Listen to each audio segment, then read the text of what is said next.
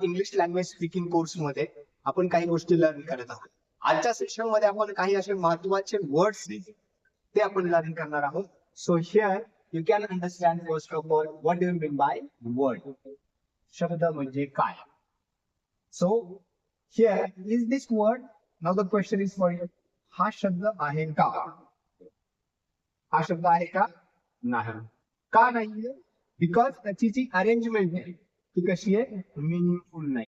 Meaningful नाहीये म्हणून हा आहे शब्द नाही. तुम्ही बघू शकताय. तर मग त्याची मिनिंगफुल ऑर्डर जर असेल, अक्षरांची रचना जर अर्थपूर्ण असेल तर त्याला शब्द म्हणतात. आणि आता इंग्लिश मध्ये भरपूर शब्दसाठा असणं, व्होकॅबलरी किंवा कुठल्याही भाषेची व्होकॅबलरी जर जास्त असेल तर तो ऍडेड ऍडव्हान्टेज असतो. ते खूप बेस्ट असतं. परंतु जे काही वर्ड्स आपल्याला माहिती आहेत त्या वर्डच्या मदतीने आपल्या कम्युनिकेशन पुरतं इंग्लिश शिकू शकतो. यासाठी काही वर्ड्स आहे जे आपण म्हणू शकतो की फिंगर काउंट वर्ड्स आहे.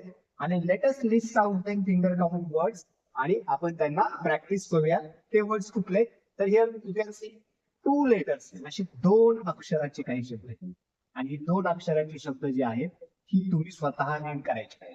याला अपडेट करायचे. तुम्हाला माहिती आहे दॅट इज गुड. नसेल तर तुमच्या डिक्शनरी मध्ये ऍड करायचे. आता एक रिक्वेस्ट आहे सर्वांना. साधारणपणे 7 subject then 8 parts of speech, then 12 tense, 23 auxiliary words, then we have 9 WH words आणि याच्या सोबतीला दुसरे 100 वर्ड्स जे मी सांगतोय ते. अगदी संशोधनार्थी हे सगळे वर्ड्स मी तुमच्यासाठी फाइंड आउट केलेले आहेत, लिस्ट आउट केलेले आहेत. आणि त्याची जर प्रॅक्टिस केली आपण तर आपल्याला दुसऱ्यानी बोलण्यात इंग्लिश लवकरात लवकर समजतं आणि आपण किक स्टार्ट सुद्धा करू शकतो बोलायला. So let's look at this and try to understand it. यांना सगळ्यांना लिस्ट करा. जे तुमच्याकडे अपडेट नसतील त्यांना अपडेट करा. ही दुसरी लिस्ट आहे. त्याच्यामध्ये हे सगळे वर्ड्स आहेत ते तुमच्या प्रॅक्टिस साठी आहे. त्याच्यानंतर मुव्हिंग आहे. हा आहे तुमचा वर्ड एव्हर. त्याच्यानंतर आहे सो एव्हर. आता एव्हर आणि सो एव्हर ओल्ड इंग्लिश मध्ये 9 WH वर्ड्सला एव्हर म्हणजे काय तर इनफॉर्मल यूज आणि फॉर्मल यूज म्हणजे सो एव्हर. 9 WH वर्ड्स सोबत यांचं असोसिएशन होतं. ते कसं इथे बघू शकता तुम्ही व्हॉट सो एव्हर किंवा हाऊ सो एव्हर. तसंच व्हॉट एव्हर किंवा हाऊ एव्हर या पद्धतीने यांचं असोसिएशन होतं आणि ती तुम्हाला प्रॅक्टिस करून लक्षात ठेवायची. नंतर आहे सेल्फ आणि सेल्फ. याला आपण प्रोनाउन्स मध्ये वेगळ्या चांगल्या पद्धतीने पाहणार आहोत. पहिल्यांदा फक्त सेल्फ म्हणजे एक वचन आणि सेल्फ म्हणजे अनेक वचन. असे काही आपल्याकडं सर्वनाम आहेत आणि त्या सर्वनामामध्ये पॉझेसिव्ह प्रकारचं सर्वनाम आणि पॉझेसिव्ह सर्वनामांना सेल्फ आणि सेल्फ सफिक्स हे प्रत्यय लागून त्या शब्दावरती भर दिला जातो. आणि ते वर्ड्स कुठले तर ते सर्वनाम आहे पॉझेसिव्ह. त्याच्यानंतर पुढे तुम्ही बघू शकता पुढचा वर्ड आहे फ्यू. फ्यू म्हणजे थोडे मोजके. नंतर आहे देअरफॉर म्हणून. त्याच्यानंतर आहे समहाऊ कसं तरी कसं बसं. Hands for. Then we have next that is otherwise. आता काही जणांना अदरवाईज पण रीड करतात. That is okay no issues. कारण डायलेक्ट प्रमाणे तुम्ही otherwise it can happen and it will be accepted. No issues for it. Then we have more. आता more म्हणजे अधिक अजून. ओव्हर वर संपलेले आणि पलीकडे वेगळे असे वेगवेगळे 3 मिनिंग ओव्हरचे तुम्हाला या ठिकाणी पाहायला मिळते. So try to read them, remember them. ही तुमच्या व्होकॅबलरी मध्ये ऑलरेडी असतील दॅट इज गुड. नसतील तर अपडेट करा आणि त्यांचा यूज करण्याच्या दृष्टिकोनातून आपण यांना पाहतो. फक्त अर्थ knowing is not important. Meaning knowing is not important. Within means आत मर्यादित निश्चित वेळेत.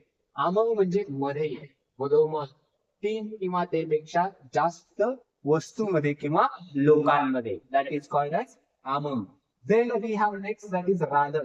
रादरचा अर्थ होतो काहीसा उलट त्यापेक्षा बरेचसे.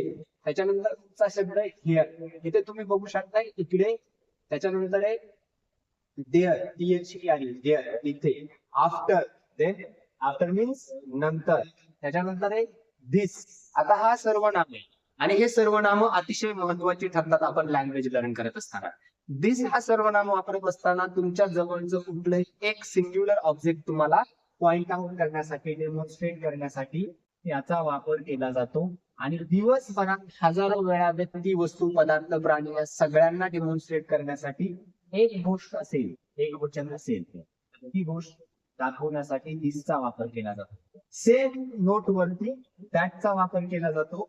आणि त्या ठिकाणी दॅटचा जेव्हा आपल्याला वापर करायचा आहे त्यावेळेला तिथं सुद्धा तीच घटना आहे. हा ही हेच खरा अर्थ आहे. इथे सुद्धा हा ही आणि हे किंवा तो ती ते, परंतु इथे ते ऑब्जेक्ट दूरचे आणि तिकडे जवळचे, हा फरक लक्षात घ्यायचा. दूरची वस्तू दाखवण्यासाठी दॅट इज सेम, एकच वस्तू दाखवण्यासाठी. Then we have next that is these. आता दीज जवळची कुठलीही एकापेक्षा जास्त असणारी गोष्ट किंवा वस्तू, जसं की आता हे 2 पेन आहेत माझ्या जवळ आहे, दीज आर पेन्स. या ठिकाणी आपण त्याला कशा पद्धतीने पॉइंट आउट करू शकतो. Then next we have those. आता या ठिकाणी तुम्ही बघू शकता अनेक वस्तू किंवा एकापेक्षा जास्त वस्तू दूरच्या पॉइंट आउट करण्यासाठी, दाखवण्यासाठी दोजचा वापर केला जातो. Let's say those are pens likewise. आणि त्या पद्धतीने तुम्हाला त्याची दिवसभरात हजारो वेळा एन्काउंटर होणार आहे, म्हणून त्याची प्रॅक्टिस करणं गरजेचं आहे. Now let's move ahead. नंतर पुढे शब्द आहे हिम.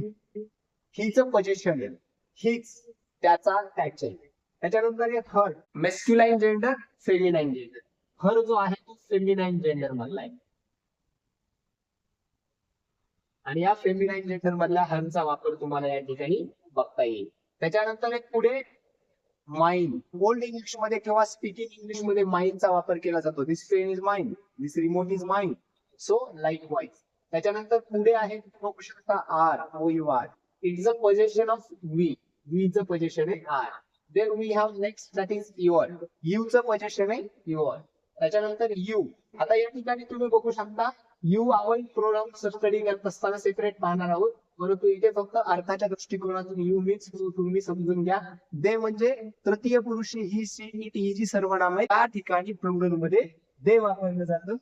देन दे ही त्याचं पोझिशन आहे, लक्षात ठेवा. Then we have next word that is myself. आता मी तुम्हाला मगाशी सेल्फ आणि सेल्फ बद्दल बोललोय. आता 3 शब्द इथे या ठिकाणी येत आहेत बघा, तुम्ही बघू शकताय. आता देम सेल्फ बघा, इथे सेल्फ आहे आणि सेल्फ कधी येतं सिंग्युलर मध्ये. आणि सेल्फ बघा, युअर सेल्फ. युअर हा ऐकणारा असतो, एकटा असेल तरी युअर आणि अनेक असतील तरी युअर, म्हणून त्याला युअर सेल्फ पण ऍड होतं आणि युअर सेल्फ पण ऍड होतं. तुम्ही बघू शकता सेल्फ आणि सेल्फ या ठिकाणी एक वचन, त्या ठिकाणी अनेक वचन. अशा पद्धतीनं युअर सेल्फला सेल्फ किंवा सेल्फ दोन्ही ऍड होईल. इन म्हणजे काही, एव्हरी प्रत्येक. त्याच्यानंतर नो म्हणजे एकही नाही, एनीवन कोणीही एक व्यक्ती.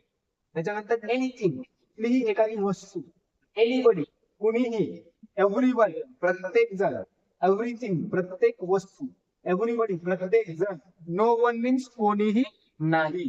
त्याच्यानंतर नथिंग म्हणजे कुठलीही वस्तू नाही. त्याच्यानंतर नो बडी म्हणजे कोणताही व्यक्ती नाही. आता हे 9 WH वर्ड्सचे अर्थ आहेत, ते तुम्हाला अतिशय सगळ्यांना 9 WH वर्ड माहिती आहेत, फक्त त्याचं इम्प्लिमेंटेशन किंवा वापर करण्याच्या दृष्टिकोनातून आपण बघणार आहोत. व्हॉट म्हणजे काय, एखादी गोष्ट विचारण्यासाठी व्हॉट इज युअर नेम अशा पद्धतीनं. त्याच्यानंतर हू मीन्स कोण, व्यक्तीविषयी प्रश्न विचारण्यासाठी.